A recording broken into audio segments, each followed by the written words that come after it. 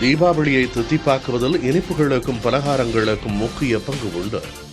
கடைகளில் வாங்கி உண்டு அவை வயிற்றை பதம் பார்ப்பதை விடவும் தங்கள் வீடுகளிலேயே தயாரித்து தீபாவளியின் மகிழ்ச்சியை தக்க வைப்பதில் இன்றளவும் மக்கள் ஆர்வம் காட்டுகின்றனர்.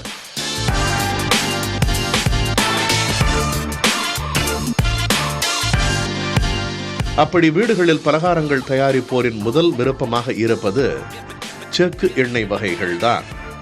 தீபாவளியை முன்னிட்டு புதுக்கோட்டை மாவட்டத்தில் மரச்செக்கு எண்ணெய் வகைகள் விற்பனை அதிகரித்திருக்கிறது.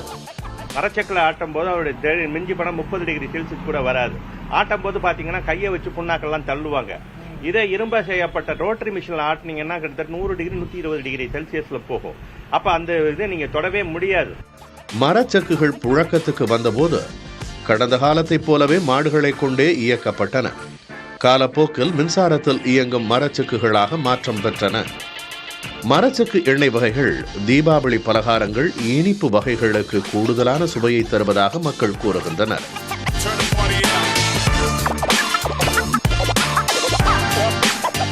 பாக்கெட்டுகளில் விற்கப்படும் எண்ணெய் வகைகளை விடவும் செக்கு எண்ணெய் ஆரோக்கியம் என்பது மக்களின் நம்பிக்கையாகும்.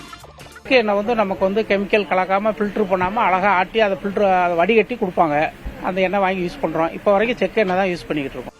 மரச்செக்கு எண்ணெய் உற்பத்தியாளர்கள் பெரும்பாலும் உள்ளூர் வணிகத்தை சார்ந்திருந்தாலும் சமூக வலைதளங்களின் மூலம் வெளி மாவட்டங்கள், மாநிலங்கள், வெளிநாடுகள் வரை அவர்களுக்கான சந்தை விரிவடைந்துள்ளது.